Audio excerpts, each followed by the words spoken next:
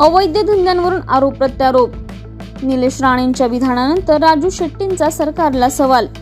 राज्यातील कथित अवैध धंद्यांच्या मुद्द्यांवरून राजकीय वातावरण पुन्हा एकदा तापलेलं आहे.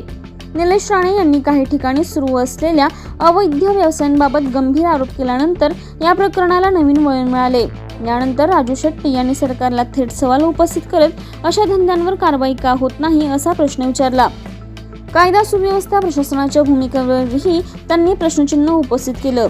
या आरोपांमुळे राजकीय वर्तुळातील चर्चांना उधाण आलं असून संबंधित प्रकरणांवर सरकारकडून कोणती भूमिका घेतली जाते याकडे सर्वांचेच लक्ष लागून आहे.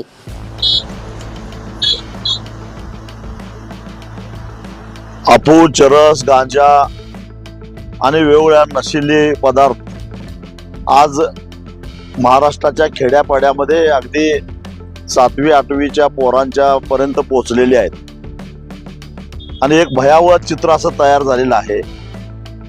मी गेल्याच आठवड्यामध्ये आरोप केलेला होता की महाराष्ट्राची स्थिती ही उडता पंजाब सारखी झालेली आहे. मुख्यमंत्र्यांना त्याचं वाईट वाटलं. माझ्यासारख्याला असा आरोप करणं शोभा देत नाही, मी महाराष्ट्राची बदनामी करतोय असं त्याने म्हटलं.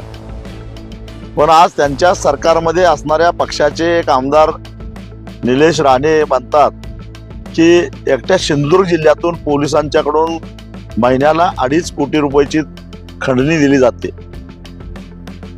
सिंधुदुर्ग जिल्हा म्हणजे पोलीस अधिकाऱ्यांना नको असते